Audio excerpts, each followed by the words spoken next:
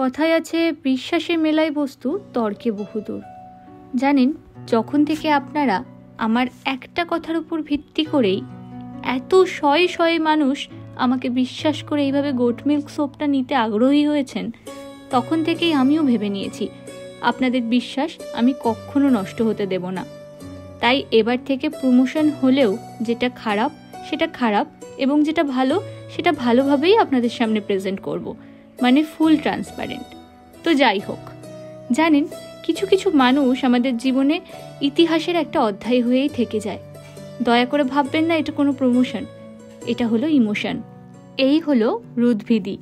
আমাদের পরিচয় 4 বছর আগে থেকে। আমাদের বন্ডিং খুব ভালো হলেও আমাদের কাজটা খুব বেশি হয় না, তবে যখন হয় সেটা একদম সলিড। সেরকমই একটা দিন ছিল আজকে, পুরোটাই নির্ভেজাল, কোনো নেগেটিভিটি নেই। জানেন সেদিন আমাকে কটায় কল দেওয়া হয়েছিল? সকাল 7টায়। আর যেহেতু আমি বনগা থেকে গেছিলাম, আমাকে ঘুম থেকে উঠতে হয়েছিল 3:30 এবং 4:40 আমি বাড়ি থেকে বেরিয়ে 7টার মধ্যে পৌঁছে গেছিলাম দিদির বাড়িতে। বৃষ্টির জন্য কিছুটা সময় হাতে নিয়ে বেরোনো হবে এই আর কি। দাঁড়ান এবার আপনাদের সঙ্গে পরিচয় করিয়ে দেবো আমার খুদে ক্রাশের। এটা কি টোল? এটাতে কি হয় জানো? সবাই তাকিয়ে থাকে না, মিষ্টি লাগে।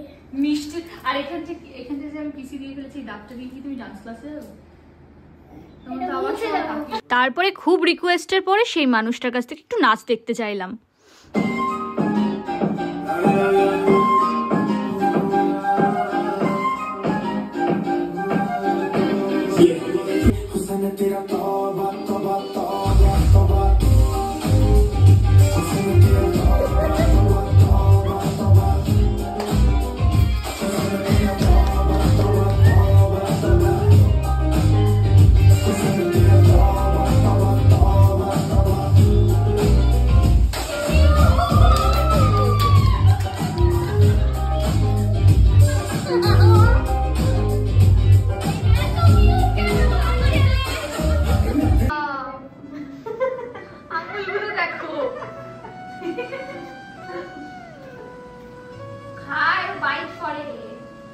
ও হলো এশা, দিদির স্টুডেন্ট।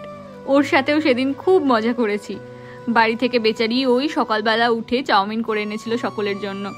এই সব কিছুর মাঝে রুদ্ভিদির মুখটা দেখলেই আপনারা বুঝতে পারবেন মানুষটা কতটা খুশি। আমার একটা জিনিস সব থেকে ভালো লাগে, যে ভালো লাগাটাকে এক্সপ্লেইন করতে পারে না, তার ভালো লাগার মধ্যে আলাদাই একটা ভালোবাসা থাকে। দেখুন, যখনই আমার সাথে কথা বলছে, যখনই আমার সাথে একই ফ্রেমে আছে, আপনারা দেখতে পাবেন ফেসিয়াল এক্সপ্রেশনটা, না এটা আমিও না হয় এক্সপ্লেন করলাম না, এটা আমাদের ব্যক্তিগতই থাকুক। আমাদের এই দিনের লুকের প্ল্যানটা ঠিক ছিল এরকম, অষ্টমীর সকালে খুব সাধারণ সাজ। বলতে পারবো না আপনারা এটা কতটা ভালোভাবে নিয়েছেন, তবে আমার বেশ ভালো লেগেছে। তারপরে আমরা সকলে মিলে ব্রেকফাস্ট করলাম এবং আমরা আবার ওখান থেকে সোদপুরের উদ্দেশ্যে বেরিয়ে গেলাম। দেখুন, খতরো কা খিলাড়ি। আমার সব সময় সব কঠিন কাজগুলো করতে খুব ভালো লাগে। জানেন, আগে আমি এরকমভাবে আমার পুরোটা দিন কখনো শেয়ার করার কনফিডেন্সই পেতাম না। আমার কখনো মনেই হয়নি যে আমার সারাটা দিন দেখার মতো কোনো একজন দর্শক হতে পারে। কিন্তু আপনারা যখন শয়ে শয়ে মানুষ এত রেসপন্স করেছেন, এত ভালোবাসা দিয়েছেন, আমি খুবভাবে ইন্সপায়ার হয়েছি। তাই আমি আমার রেগুলার দিনগুলোকেই আপনাদের সঙ্গে শেয়ার করতে চাই। আচ্ছা, এবার আসি এই প্রসঙ্গে, রুদ্ভিদিকে কেন আমার ভালো লাগে। ভালো কাজ তো অনেকেই করে থাকে। রুদ্ভিদির সঙ্গে অদ্ভুতভাবে আমার মন, মানসিকতা, ব্যক্তিত্বের অনেকাংশে মিল খুঁজে পাই আমি। একটা গোটা দিনে নিজেদের পজিটিভ এবং নেগেটিভ এনার্জি লেনদেন হলো। এইবার দেখুন আমার একটা ক্ষুদ্র দর্শক। আন্টি আমি তোমার সাথে ছবি তুলতে। এরকম ভাবে বললে কেউ না বলতে পারে? আচ্ছা, আপনারাই বলুন তো, একটা মানুষ মানে একটা ব্যক্তিত্ব কিভাবে 9 থেকে 90 প্রত্যেকটা মানুষের মনে জায়গা করে নিতে পারে? এই প্রশ্নের উত্তরটা কিন্তু সত্যিই আমার অজানা। তবে আমি প্রচন্ডভাবে বিশ্বাস করি এই সমস্ত কিছু আমার পূর্বজন্মের ফল। বলতে চাও দিদি কেমন লাগছে শুট করে? সব ভালো লাগছে তোমাকে ছাড়া। মুহ পে বেইজ্জতি কর দিয়া। যারা আমার না চাইতেই খুব কাছের হয়ে যায়, যাদেরকে আমি খুব কাছের বলে মানতে শুরু করে দিই, আমি জানি না অদ্ভুতভাবে তাদের সঙ্গে আমি এরকমই আচরণ করতে থাকি। কিন্তু আরও একটা অদ্ভুত বিষয় এটা যে তারা কোনোভাবেই কিছু মনে করে না, বরং এর রিটার্নে আমাকে অনেকটা ভালোবাসা দেয়।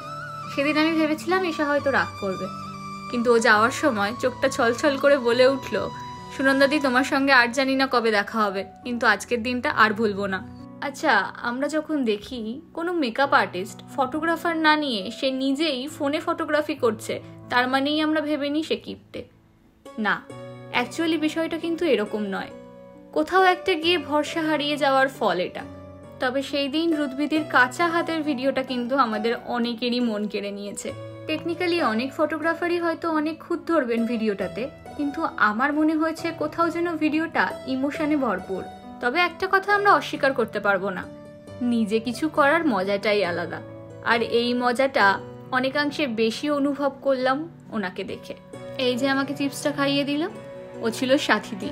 ক্যামেরার সামনে খুব একটা আসতে চায় না, কিন্তু ক্যামেরার পেছনে পুরোটাই অবদান ছিল তার, কারণ আমার এই ব্লগটা সেই করে দিয়েছে। ভীষণ শাই আর ভীষণ ওবিডিয়েন্ট। আচ্ছা, আমাকে একটা প্রশ্নের উত্তর দিন তো আপনারা, আমাকে এত ভালোবাসার কারণ কি আপনাদের?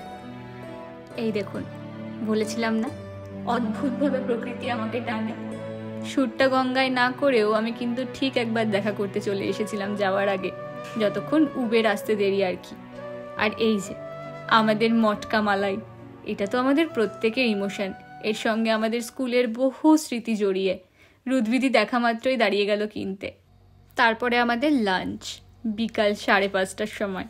তাতে কিন্তু আমাদের কারোর কোনো আক্ষেপ নেই, কারণ আমাদের শ্যুটটা খুব মজা করে হয়েছে। আমাদের সেই পার্টি হচ্ছে।